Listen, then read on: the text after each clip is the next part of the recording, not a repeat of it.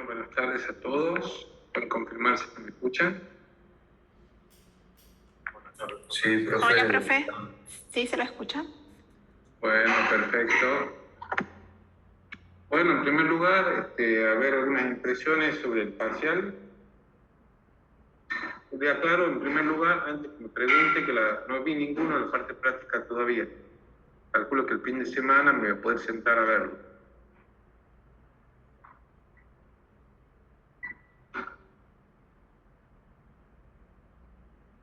¿Ningún comentario? ¿Estaba muy fácil entonces?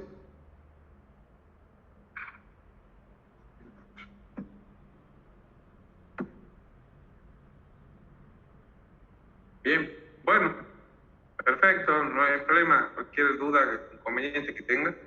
Ah, no estaba fácil, están diciendo. Bueno, ya lo vamos a ver. Calculo que el fin de semana que poder sentar por lo menos a empezar a corregir. He visto que tengo para la teoría poco 10 minutos, para mí les sobra. Pero bueno, tendré en cuenta para el próximo. Bien, bueno, paso a compartir en pantalla. Vamos a empezar a ver la unidad número 4, referida a normalización.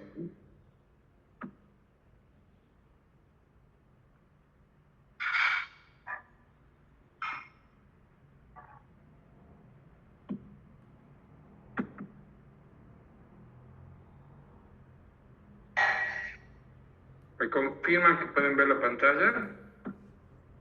Sí, profesor. ¿El cambio? Sí, se ve. ¿También se ve? Perfecto. Bueno, como decía, vamos a ver la unidad número 4, que es el diseño de las bases de datos relacionales, normalización, las anomalías y las diferentes formas normales. Son los temas que tenemos que ver en esta unidad número 4.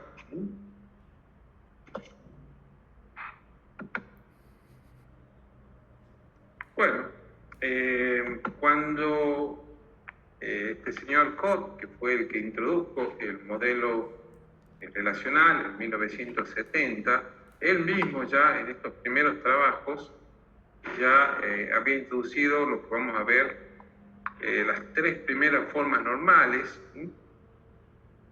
La idea es, sin perjuicio de lo que vamos a desarrollar a continuación, es que una relación se encuentra en una forma normal si satisface una serie de condiciones que le vamos a ir solicitando. Y el proceso continúa para llegar a una forma normal superior. Vamos agregando restricciones a las formas normales anteriores. Por eso vamos a pensarla después a la normalización como una serie de círculos concéntricos, como vamos a ver en un ratito. Bien, el mismo Cott, como yo ya les advertía, él, para evitar la redundancia y las anomalías que vamos a definir, él ya mismo propuso 3 formas normales, la primera, la segunda y la tercera, logrando evitar pérdidas a medida que se van descomponiendo las relaciones de una relación nivel universal en relaciones más pequeñas sobre la base de dependencias funcionales, que este concepto vamos a ir definiendo. Profesor, disculpe, ¿puede grabar la clase, por favor? Bueno, vamos a hacer una cosa. Tiene razón, me he olvidado, entonces vamos a empezar de nuevo nuestra grabación. Recording in progress. Bueno, vamos a empezar a desarrollar la unidad número 4 sobre normalización.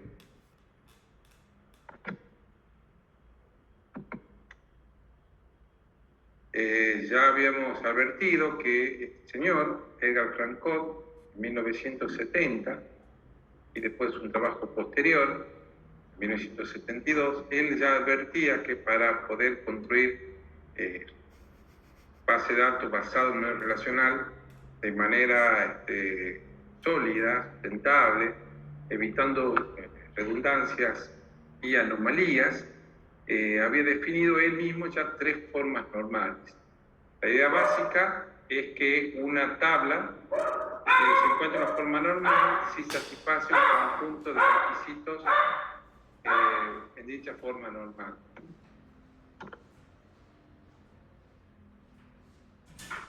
Bien, como ya habíamos adelantado, el mismo Code, él mismo introdujo estas tres primeras formas normales. Luego, por trabajos posteriores, se identificaron otras formas normales.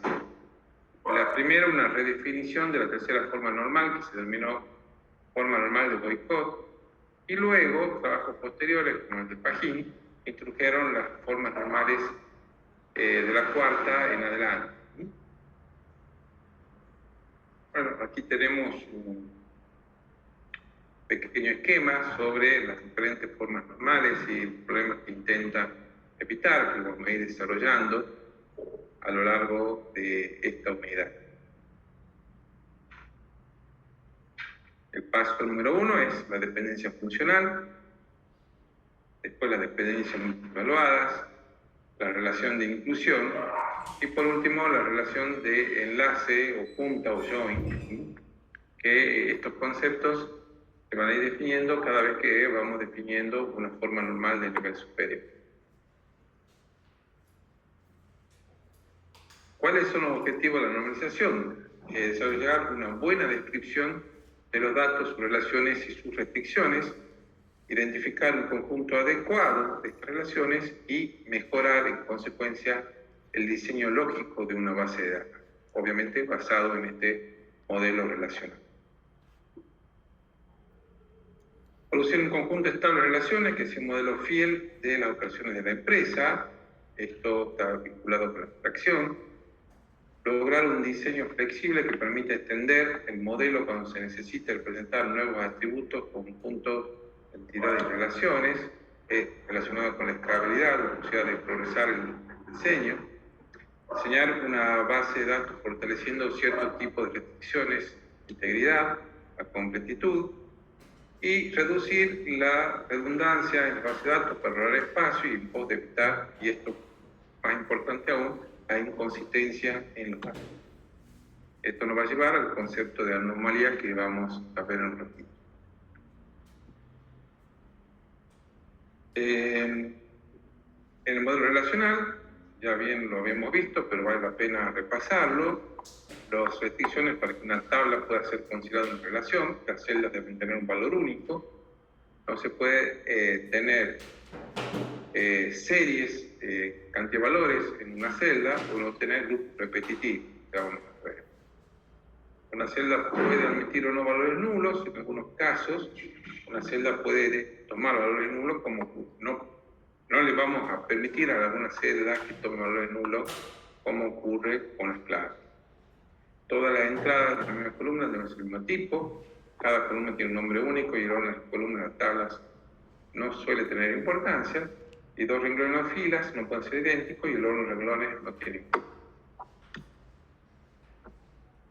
Bien, vamos a definir entonces el concepto de anomalía, que es de importancia fundamental para tener un buen diseño de base de datos relacionales, y la normalización va a tender a evitar estas anomalías.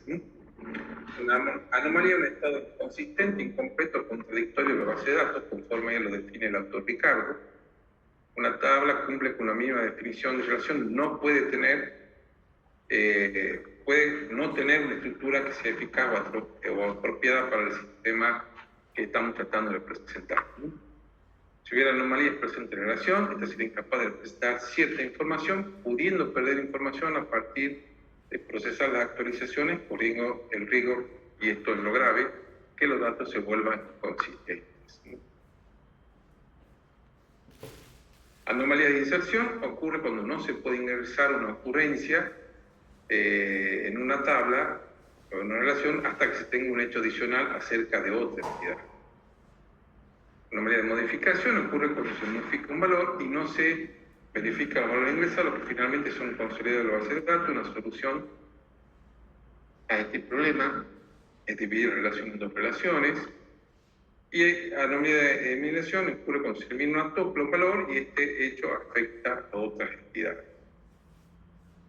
Bueno, tenemos esta relación de nueva clase, donde tenemos como campos el número de clase y el ID del estudiante, con el apellido del estudiante, código de la facultad, el horario, el aula y el grado. En este ejemplo se supone que solamente existe un miembro personal docente para cada clase, entonces no hay incidencia de equipo, y se supone que cada clase siempre tiene asignado un mismo salón. En la norma de actualización se quiere cambiar el horario.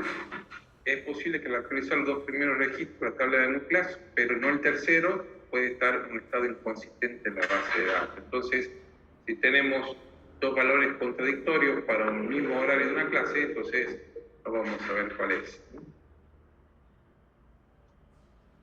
Por ejemplo, si en este no se refleja, en el tercer registro no se refleja el estado nuevo horario.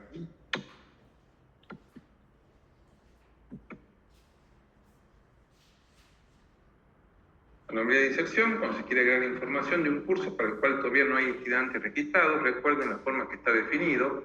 Tenemos una clave compuesta por el número del curso y el ID del estudiante, y en ese caso, si queremos iniciar un curso y no tenemos un estudiante, o queremos un estudiante que no tenga ningún curso asignado, no vamos a poder.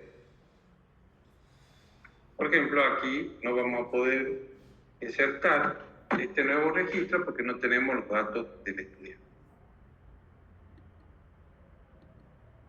La anomalía de borrado, cuando se borra el registro del único estudiante que toma un caso particular, ocurre una anomalía de borrado. Por ejemplo, si el estudiante que estamos mostrando se retira de esa clase, se pierde toda la información además del curso. Porque tenemos que tener presente que puede haber el único estudiante en el único curso. Entonces, no solamente vamos a eliminar el estudiante, sino también vamos a eliminar el curso.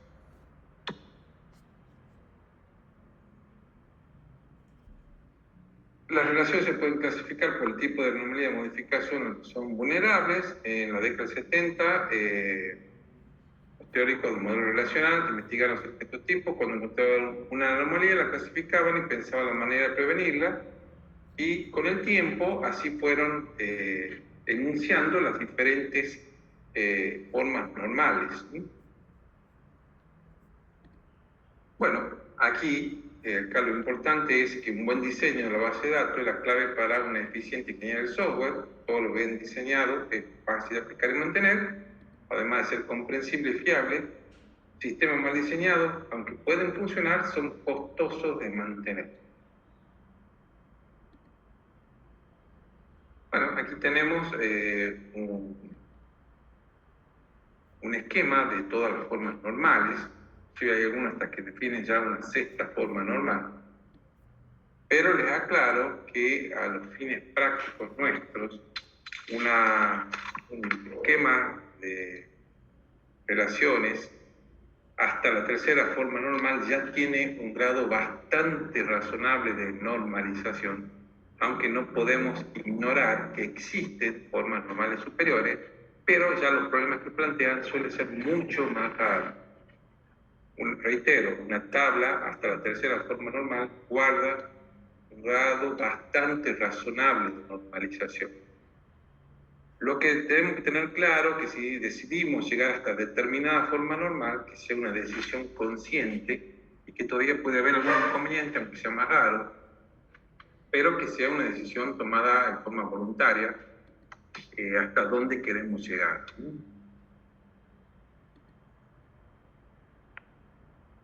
Bien, entonces tenemos este esquema de normalización que está pensado como un avance progresivo, el cual al pasar a una forma normal superior vamos a ir agregándole restricciones. Para ello, siempre va a ser deseable tener la forma normal más alta que sea posible encontrar, aunque si decidamos llegar hasta determinada forma normal y no seguir normalizando, bueno, que sea una decisión voluntaria, consciente, adoptada, ¿no? Bien, por ello que le decía que el proceso de normalización lo podemos entender en un círculo concéntrico. En la primera escala donde no hay ninguna restricción de nada, tenemos todas las formas normales, todas las relaciones sin ninguna restricción a cumplir, y a medida que vamos avanzando en las formas normales, vamos agregando restricciones. La escala más básica es la primera forma normal, luego la segunda, luego la tercera, luego una forma normal intermedia entre la tercera y la cuarta, se llama forma normal de boicot, la cuarta, la quinta y la forma normal de dominio clave. Un concepto importante para entender todo este proceso de normalización es el proceso de normalización. Si decimos que R es un esquema de relación y A y B es un conjunto de atributos novación R, te dice que B es funcionalmente dependiente de A, o también si quieren A determina a B, ¿sí? Solo si para cada valor de A en R tiene exactamente asociado un valor de B en R. O sea, A y B son atributos o conjuntos de atributos en la relación R. Que A determina a B, lo vamos a entender como que el atributo A determina el valor del atributo B, o el atributo B depende funcionalmente del valor del atributo A. Pregunto a ustedes, ¿cuál es la dependencia funcional deseable en una tabla o relación? ¿Qué opinan ustedes?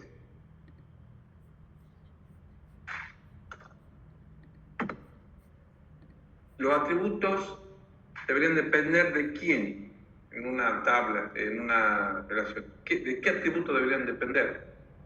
¿Qué es lo deseable?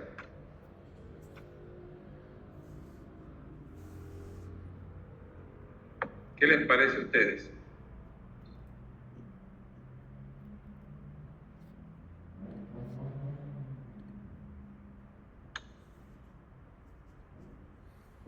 ¿Nadie que arriesgue una opinión?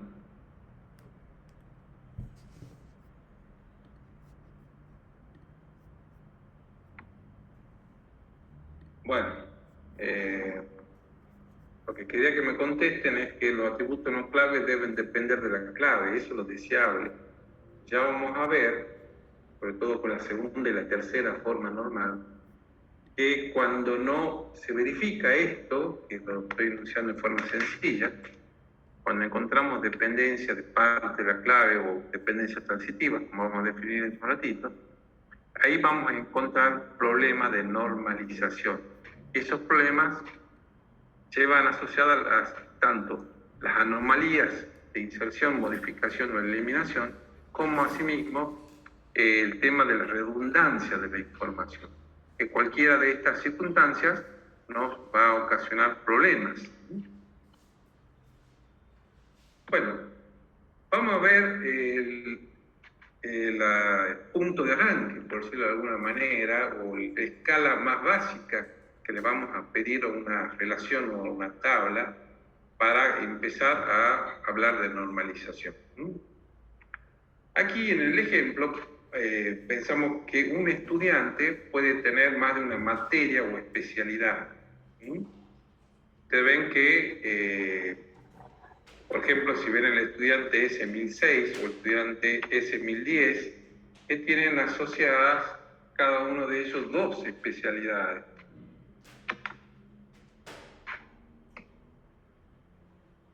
Este ejemplo viola la primera forma normal, porque la primera forma normal la vamos a definir que cada atributo tiene un valor sencillo, o dicho de otra manera, un valor atómico para cada fila o cada tuple. En la intersección de una fila y de una columna, en cualquier relación basada en modelo relacional, para que esté en primera forma normal, vamos a pedir que tenga un valor atómico. Entonces, cada celda, o sea, la intersección de la columna, tiene que contener un valor. Vuelvo a mostrar lo anterior. En la intersección de la materia con la fila del estudiante S1006 y S1010, vamos a encontrar que en esas dos celdas hay el valor de dos materias. Entonces, la primera forma normal aparece violada. Bien. Hay dos formas de violar la primera forma normal.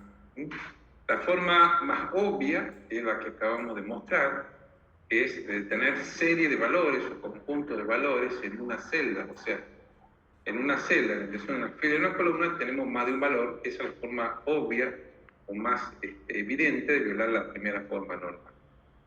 Una segunda forma normal, una segunda forma de violar la primera forma normal es que tengamos grupos repetitivos, o sea, tengamos varias columnas que se refieren a lo mismo. En este ejemplo no lo hemos puesto, pero por ejemplo podríamos haber puesto materia 1 y materia 2, siendo una doble columna para referirnos a lo mismo, a la materia, entonces también estaremos violando la primera forma normal. Aquí tenemos dos soluciones posibles. Acá la que optamos fue directamente por eliminar la columna que nos causaba el valor repetitivo y hemos puesto la tabla de alumnos eliminando la materia y una tabla de alumnos materia donde solamente tenemos el ID del estudiante y la materia. Entonces aquí eliminamos la columna que podríamos haber hecho. Y sin hacer esta proyección de una nueva, podríamos haber hecho directamente poniendo una sola vez cada vez que el alumno se inscribía en una materia. Bien. El concepto de dependencia funcional completa, en una relación R, el atributo A es completamente dependiente funcional sobre un conjunto de atributos X y depende funcionalmente sobre X, pero no funcionalmente sobre cualquier subconjunto propio de X. Para entender este ejemplo, vamos a hablar de dependencia funcional completa. Vamos a analizar entonces el concepto de dependencia funcional de esta tabla.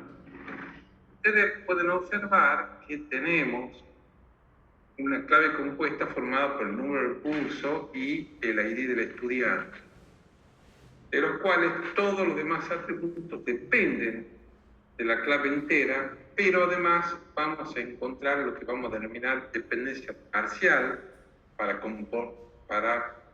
contrastarlo con el concepto de dependencia funcional completa, en donde un atributo, además de perder la clave entera, va a depender de una parte de la clave y de esa manera violamos la segunda forma normal.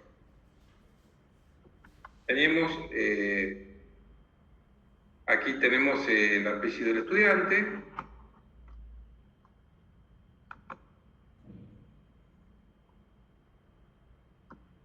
Pero, justo me salí.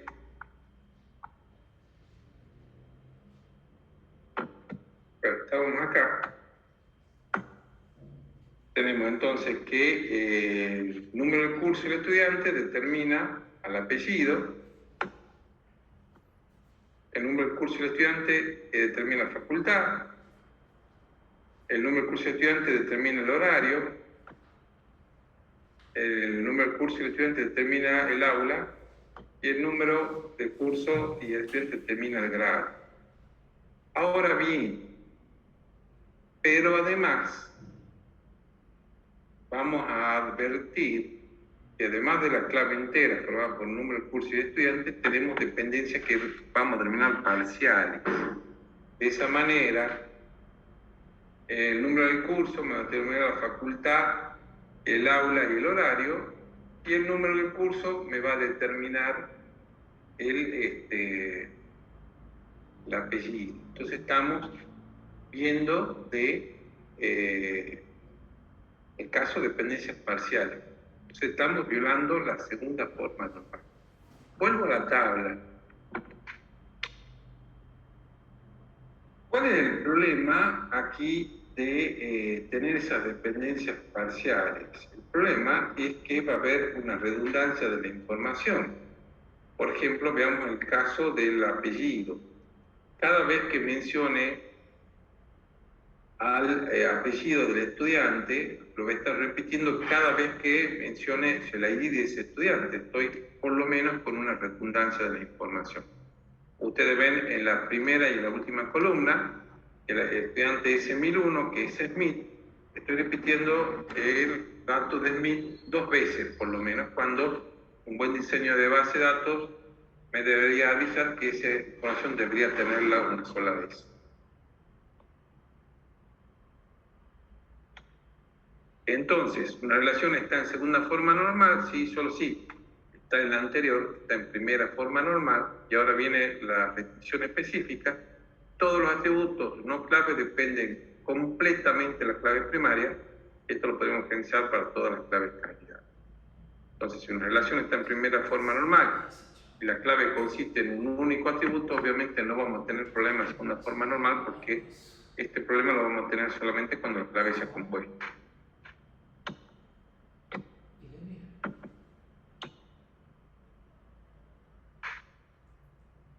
Bueno, una relación que está en primera, pero no así en segunda, se puede transformar en conjunto equivalente de relaciones que se encuentren en esta segunda forma normal. La transformación se va a efectuar realizando proyecciones sobre la relación original tal que sea posible regresar al original al combinar las proyecciones. Esto es un concepto fundamental. Cuando estamos haciendo las relaciones para cumplir una determinada forma normal, no debemos perder información, porque si la perdemos, obviamente algo mal hicimos en el camino. En el caso anterior, vamos a ver que vamos a sacar de la relación original, formada por la conjunción de número de clave y estudiante, aquellas que nos causan problemas. Acá ustedes pueden ver al final todas las dependencias funcionales. La clave compuesta, que es la última, formada por el número del curso y el número del estudiante, tienen el grado, la facultad, el horario, el aula y el apellido. Ustedes pueden ver que del ID del estudiante depende el apellido y que el ID del número de curso depende de la facultad, el horario y el aula. Entonces, con una proyección de la relación original nos va a dejar estas relaciones a una relación que hemos llamado registro, donde va a estar formada por la clave original, número de curso y el ID del estudiante, con el grado, que es el único que depende de manera completa, con estudiante formado por el ID del estudiante y el apellido, y la relación clase formado por el curso, por el código de la facultad, el horario y el aula. Entonces, de esa manera, ustedes deben ver que al proyectar las dependencias parciales, a la información la tenemos una sola vez donde tiene que estar. Entonces, la información de una clase en especial tiene una sola vez la facultad, el horario y el cuarto, y lo mismo ocurre con el estudiante, que tiene una sola vez tenemos una sola vez al apellido. Y en la relación original, pero ya habiéndole proyectado esas relaciones parciales, esas dependencias funcionales parciales que nos causaban problemas, vamos a tener. En este esquema, noten que estamos eliminando las anomalías que se nos presentaban antes. De la forma que estaba definida antes, no podía dar de alta un alumno sin inscribirlo en un curso al mismo tiempo. O no podía dar de alta un nuevo curso sin tener un alumno, ¿sí? Sin tener a un alumno en el mismo. Entonces, de esa manera, vamos a ver que tenemos el estudiante registrado una sola vez, la tabla de estudiantes, donde cuenta la información de su apellido, y tenemos la clase, donde tenemos el ID de la facultad, el horario y el cuarto una sola vez. Y la tabla de registro nos queda en donde vamos a registrar el dato del alumno y de la clase con el grado alcanzado.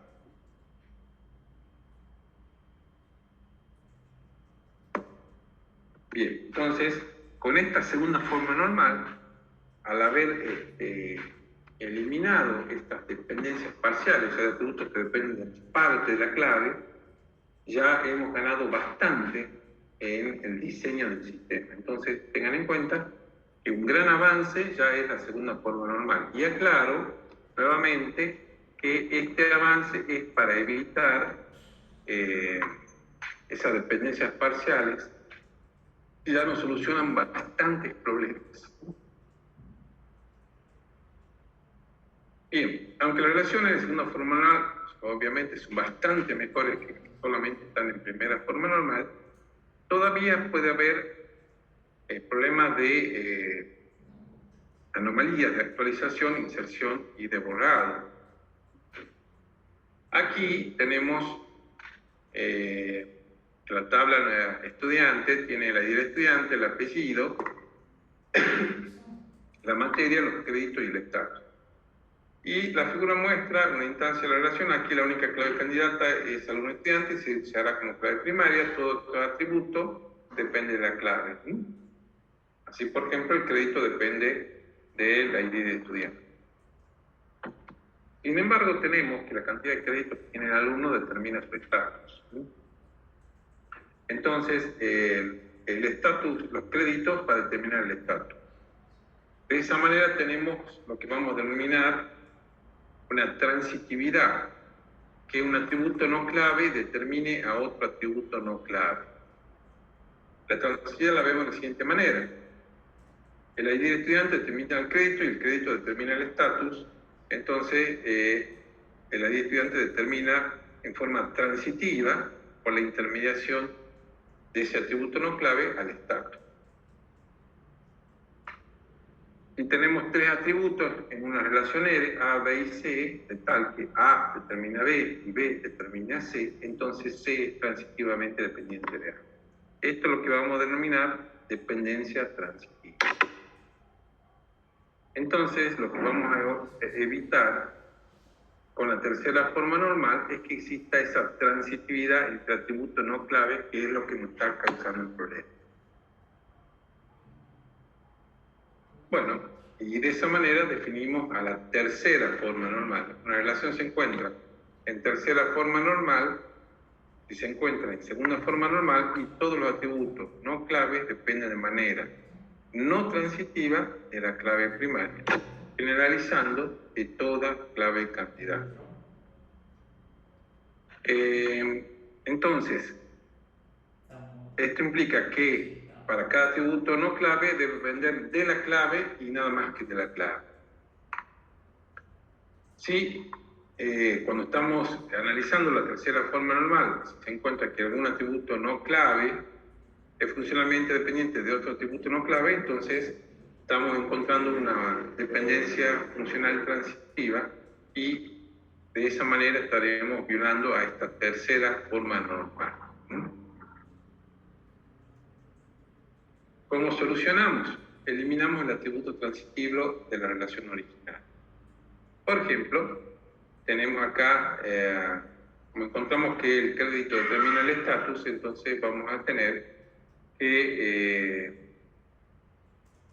la tabla de estudiante va a quedar con el ID del estudiante, el apellido, la materia y los créditos, y la tabla de estatus va a quedar con el crédito, con clave y el estatus. De esa manera, el atributo transitividad, el atributo, perdón, que causa la transitividad ha sido eliminado. Bueno, y así nos quedan las tablas con la eliminación del atributo transitivo. Bueno, aquí tenemos un pequeño resumen de lo que estamos viendo hasta ahora. La relación se encuentra en primera forma normal, sí, solo sí. Cada atributo tiene un valor sencillo para cada tupla. Definimos la dependencia funcional. Si era un esquema de relación, A y B son un conjunto de atributos no vacioneros, se dice que A es funcionalmente dependiente, pero B es funcionalmente dependiente en A, y solo sí, para cada valor de A en R tiene exactamente un valor de B en E. Definida la dependencia funcional, entonces definimos la segunda forma normal, una relación R, esta es la segunda forma normal, sí, solo sí, la primera forma normal, y todos los atributos no claves dependen completamente de la clave primaria y lo podemos generalizar a todas las claves candidatas. Esto, como dijimos, es para cuando la clave es compuesta. Si encontramos un atributo que depende de una parte de la clave Además, depende de la clave entera, la forma normal se encuentra violada. La dependencia transitiva, A, B y C son atributos de la relación R, tal que A determina B y B determina C, entonces C es transitivamente dependiente de A. Y por eso definimos la tercera forma normal, aquella relación que se encuentra en forma normal anterior, la segunda forma normal, y todos los atributos no clave dependen de manera no transitiva, la clave primaria, concepto que se lo puede generalizar para todas las claves candidatas.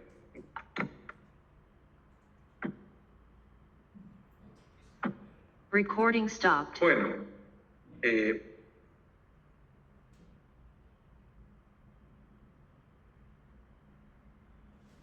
dice que lo dije al revés, el número de estudiantes determina el apellido. Bueno, no lo puedo saber yo cómo lo dije porque justo estaba viendo, no lo estoy viendo yo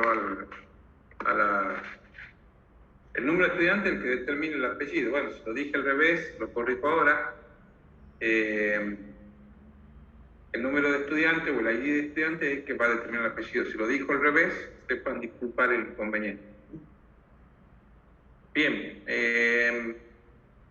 reitero, la normalización es a las relaciones sin ninguna restricción, es empezar a definir una serie de restricciones para eliminar tanto la redundancia de la información como estas anomalías en las inserciones, modificaciones y en las eliminaciones. Partiendo de la forma más básica, la primera forma normal, en que decimos que todas las filas tienen que tener valores sencillos o atómicos, ¿sí? No tener lista de valores en una celda o el grupo repetitivo, que ya vamos a avanzar un poquito en este concepto. Después, avanzando a la segunda forma normal, habiendo determinado el concepto de dependencia transitiva, ustedes tienen que, la tabla tiene que cumplir la primera forma normal y luego que no existan, que todos los atributos no clave dependen de manera completa de la clave primaria. Eso quiere decir que no haya dependencias parciales, que un atributo dependa de parte de la clave, y esto solamente es posible cuando la clave es compuesta. Si la clave es compuesta y ustedes encuentran que un atributo, además de depender de la clave entera, depende de una parte de la clave, entonces la segunda forma normal está violada. Y después llegamos al concepto de la dependencia transitiva, donde A determina B y B determina C, entonces A determina C. La tercera forma normal lo que nos pide es que tengamos los atributos no claves dependen de manera no transitiva depende de manera no transitiva de la clave primaria, o sea, no encontramos una dependencia entre atributos no claves, que eso es lo que quiere la forma normal. Por ejemplo, pensemos en el padrón electoral de la provincia de Tucumán. ¿Cuántas personas viven en San Miguel de Tucumán que estarán empadronadas para votar? Alguien que me tire un número.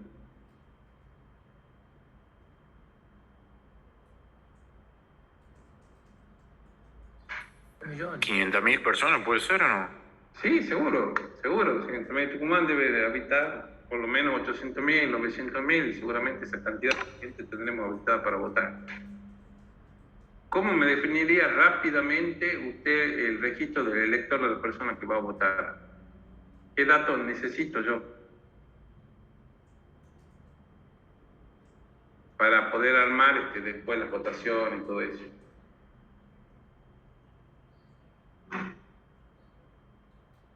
El DNI sería el sexo, El DNI, nombre, el apellido. nombre, la dirección, un tema no menor, porque ustedes saben que a las personas las vamos a agrupar por mesas en base a la dirección, o por lo menos la dirección que figura en el Registro Nacional de las Personas, para así asignarlas después a una escuela. La dirección, ¿usted cómo la van a tener? Calle, lo pensemos de la manera más sencilla, ¿no? Pongamos un calle, número, localidad, código postal. Acá me estaban poniendo en el chat, dice DNI, nombre, apellido, dirección. Bueno, si tengo el código postal,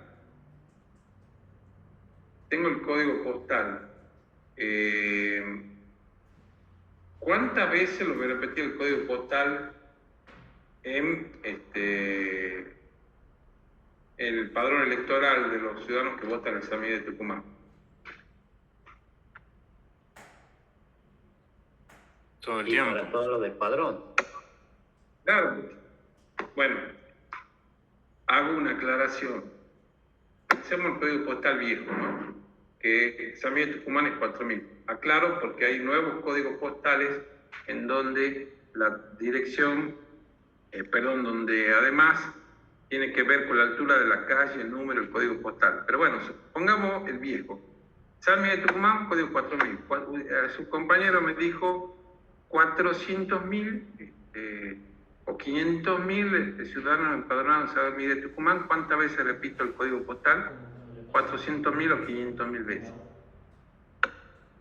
Más allá de la redundancia de la información, tengo el riesgo de la inconsistencia, por si después al correo se le ocurre cambiar el código postal y de los 500.000 lo modifico en 400.999 y uno se me pierde, después no voy a saber cuál de los dos es el registro correcto.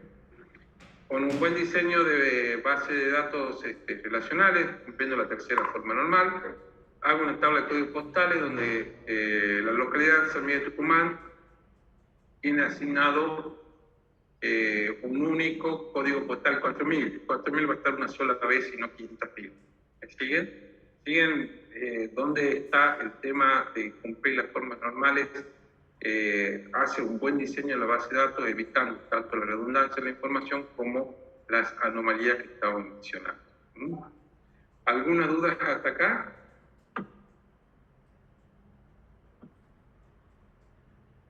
Por ahora no.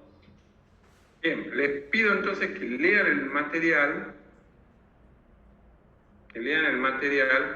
así lo vemos, así vamos viendo después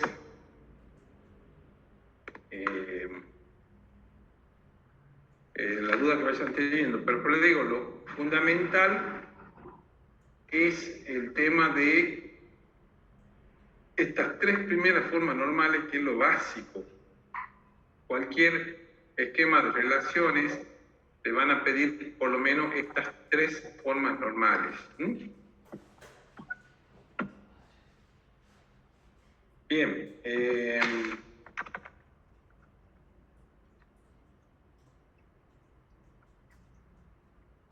¿Alguna duda entonces sobre este tema? No, creo que no. Pero se va entendiendo entonces qué es lo que se quiere evitar. O sea, de tener tablas o relaciones basadas en este modelo relacional, agregando una serie de restricciones, estamos ganando mucho en cuanto al diseño de la base de datos que permitan tanto evitar las redundancias de la información como el tema de las anomalías. Ustedes vieron que las tablas que violan la segunda y la tercera forma normal van a tener muchos inconvenientes en cuanto a las anomalías, en cuanto se inserte, se trate de modificar o eliminar la información. Bueno, vamos a continuar entonces la próxima clase con afianzar estos conceptos de normalización, por lo menos hasta la tercera forma normal, y después ver las otras formas normales que siguen, que claro, esas son situaciones mucho más raras. Hasta la tercera forma normal, la tabla tiene un grado bastante razonable de normalización, y luego ya se evitan problemas que todavía puede haber, pero suelen ser mucho más raros. Bueno, paso nuevamente la contraseña de la asistencia por las dudas. Si alguien entró más tarde a la clase, para que se la ponga, recuerda que tienen hasta las 4 de la tarde para ponerse la asistencia, ¿no? Bueno, si no tienen más consultas o más dudas, damos por concluido el encuentro del día de la fecha. Que tengan muy buenas tardes y hasta luego. Gracias, profe. Igualmente. Hasta luego. Hasta luego, profe.